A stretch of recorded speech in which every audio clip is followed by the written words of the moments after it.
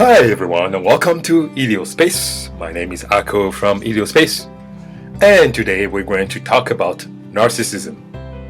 So the topic of this video is what is a narcissist? A spiritual point of view. Now in one of my videos I've explained that narcissists are really people who live from their primitive brain, also called survival brain or croc brain. Now, as you know, we have our brain have actually three distinct parts: the analytical brain, the mammalian brain or emotional brain, and the primitive brain, also called the croc mind or the survival brain. So narcissists, as much as they try to hide it, are people who live in the primitive brain. So, as a facade to hide it, they will use the analytical brain or try to portray themselves as people who are mainly in their analytical brain, people who are extremely logical, people who are incredibly composed and well put together and well adjusted, while it is just a facade. The real truth is that they are, psychologically speaking, people who see themselves as small, tiny, little, scared rat, needing to portray themselves as a savage, ferocious, grandiose lion that everybody must fear or respect, because they see everybody as predators, most of them as lion or other type of predators, and they are just a tiny little rat. They must do everything they can to hide the fact that they are just a rat. So they put on all that front, like a puffer fish. That is their gig, so to speak. And in fact, they will do everything they can to hide that, by all means necessary. If within a group somebody is able to see through their facade, they will do everything they can to isolate that person through triangulation, through divide and conquer tactics and other means, just to make sure that that person is out of the way, that nobody really take that person seriously, so as to do everything they can to prevent that person from exposing them. You will see that behavior in the workspace, the workplaces, in family environment, in friend environment, and many different other social structures and social places in society. And they're really good at hiding it. Now, because these type of people live in their primitive brain, what they do very well is to hide the fact that they are really people who live in the primitive brain, as I said earlier, by portraying themselves as people who are well controlled, well adjusted, and logical people. In fact, they'll go as far as emotionally making people around them imbalanced, so that people can see them more as the most logical, well-adjusted person in the group. So that is one of their tactics. Fear is also one of their favorite tactics, because they live in the primitive brain, which is based on fear, survival. They tend to use fear also to control the crowd, to control the people around them. In fact, they love using fear as a means of control, because when somebody is fearful, the person will never be able to or willing to challenge them, because they don't want to be exposed. Being exposed is actually one of the biggest fear in life.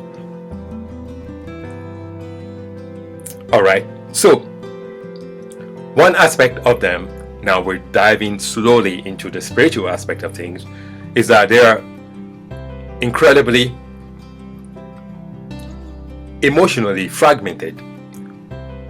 The more emotionally fragmented they are, the more psychopathic they can become. So the more emotionally fragmented they are, the more they do everything they can to hide it, and the more they will actually try to fragment other people around them.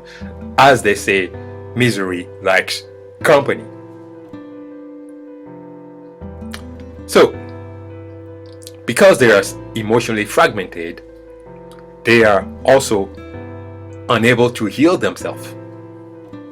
In fact, they'll hide the fact that they are emotionally fragmented so that people will not expose them. And because they hide it, they are not able to heal themselves by themselves. So what they'll do is try to find people who can heal them. So one of the nasty way they do it is by fragmenting other people's emotional field, their energy field, through attacks, emotional attacks most often, and sometimes physical attacks. Triangulation is one of the ways to discredit people, to get people to be emotionally disturbed. So as they get somebody to be emotionally disturbed, innately, physically, as all human beings will try to heal ourselves. Now, if it's a person who always try to make people happy, who always try to make things nice around them, to always try to keep people in good emotional standing, especially if that person or those people are empath, the narcissist is the happiest, because those people will unconditionally, most of the time, will try to heal them and heal the situation that they create. And they try to get themselves in the energy field, on the emotional field of those people while they're trying to heal the situation, because it helps them take in or take on that energy or vibration that person is exhibiting, so that they can heal their fragmented emotional psyche, so that they can get validation, outward validation, from that healing process that those people are enterprising.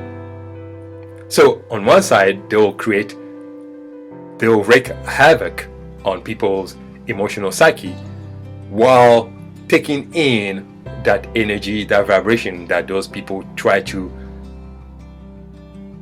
push to the forefront when they're trying to heal the situation.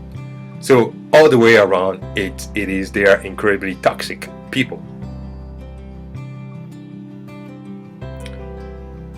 So how does this relate to the spiritual aspect of things? As you know, we are all emotional beings. As such, we are energy beings, because emotions is how we as energy beings process energy, vibrations. Hence why they try to destabilize your energy field, your emotional field, so that you can express that vibration of healing, love, validation, so on and so forth, so that they can immerse themselves in such vibration, so they can feel good about themselves. But to them, it's just a fix, like a drug, because they can't do it themselves. Is like taking in like cocaine or some other drug in. So it's a fix for them, and they always want it and need it, because they are incredibly fragmented people. And those healing energies are the energies that can only pull them together, that can pull all the fragmented psyche together. Hence why they do what they do.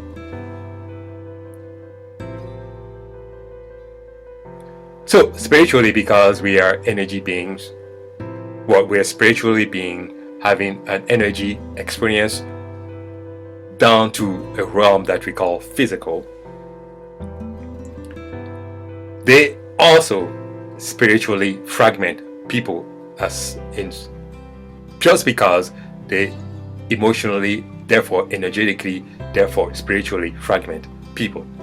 Okay, so they are not good for your spirit, and they are not good for your energy field, and they are not good for you mentally and emotionally speaking.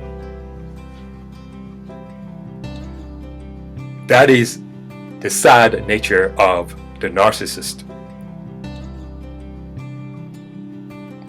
So, I hope that this short video has provided you with some insight as to the nature of a narcissist, psychologically and energetically and spiritually speaking.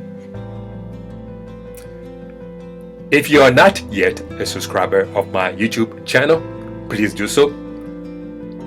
If you have friends that will benefit from subscribing to my YouTube channel, please invite them to join. Also, to support Iliospace, please go to www.iliospace.com and purchase the consultations that are available and use your intuition to pick the one that serves your need. You can also purchase my symbol icon apparels, t-shirts, beanie hats, laptop covers, and hoodies, as well as many ebooks. Thanks again for supporting the Iliospace platform. Until next time, have a good day and take care. Bye-bye.